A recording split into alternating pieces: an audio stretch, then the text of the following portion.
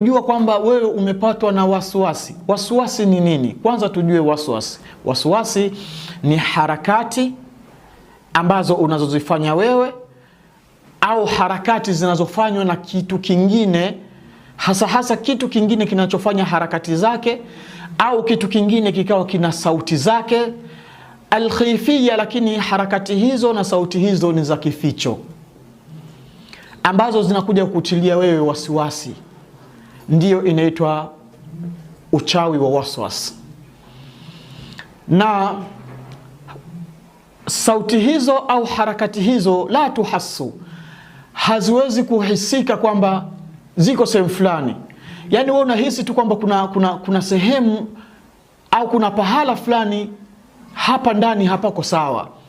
Kwa ile hali ya kuwa unahisi sauti unahisi harakati zinafanyika, kitendo ambacho wewe kinakuletea wasiwasi katika kifua chako.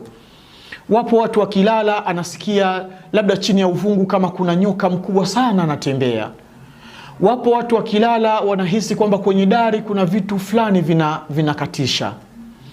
Wapo watu wakilala anahisi kwamba pembeni yake amelala na jitu jeusi zito linarotisha sana, lina masikio makubwa, lina sauti nzito, lina macho yenye kutoa mwanga mkali, na hisia za aina mbalimbali, za waswasi wa aina mbalimbali, kitendo ambacho mtu huyu anakuwa analala katika mazingira ya tabu, analala katika mazingira ambayo ni ya mashaka na wala si mazingira ambayo yanaendana na hali ya kawaida inayotakiwa kwa mwanadamu awe nayo.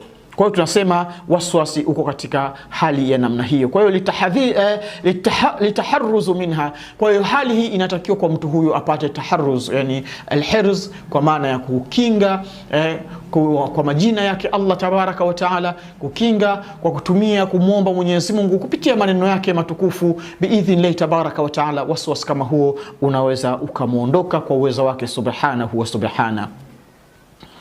Lakini pia tunasema walwaswasun al-iltiqa'u al-khafi fi nafsin walwaswasat min amali ash-shaytani wa min akhtar kaidih, kwamba tunasema waswasi moja, pia waswasi vile vile kutambua ni mtu kukutwa na woga. Waswas ni mtu kukutwa na woga, yani ikawa hata ndani kwako unashindwa kuingia, ikawa hata chumbani kwako unashindwa kuingia, kwa sababu ya yale ambayo unakuwa ukiyahisi, yale mambo ambayo, sauti ambazo unazokuwa ukizihisi ndani mwako, yale zile harakati ambazo unazokuwa